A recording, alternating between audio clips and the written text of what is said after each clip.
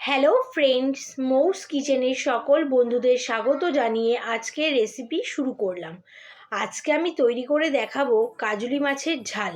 খুবই সামান্য উপকরণ দিয়ে এই কাজলি মাছের ঝাল তৈরি করব। এর জন্য আমি নিয়েছি 250 গ্রাম কাজলি মাছ, আর নিয়েছি খুব সামান্য পরিমাণ কালো জিরে, আর কুকমি ঝাল লঙ্কার গুঁড়ো, পরিমাণ মতো নুন, হলুদ ও পরিমাণ মতো সর্ষের তেল।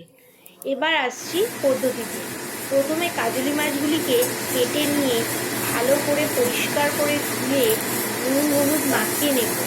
অপরদিকে গ্যাসের ওভেন অন করে কড়াই বসিয়ে কড়াই গরম হলে কড়াইতে পরিমাণ মতো সর্ষের তেল দিয়ে তেল ভালো করে গরম হলে নুন হলুদ মাখিয়ে রাখা মাছগুলি এপিট ওপিট করে ভালো করে ভেজে তুলে নেব।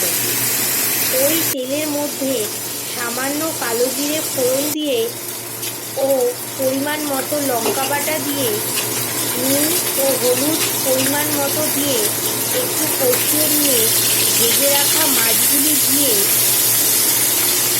একটু নেড়ে চেড়ে সামান্য পরিমাণ জল দিয়ে দেব।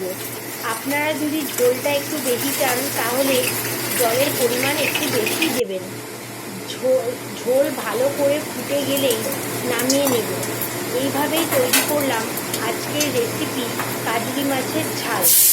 রেসিপিটি যদি আপনাদের ভালো লেগে থাকে তাহলে অবশ্যই ট্রাই করে দেখবেন, আর শেয়ার, সাবস্ক্রাইব, লাইক ও কমেন্ট করে অবশ্যই জানাবেন।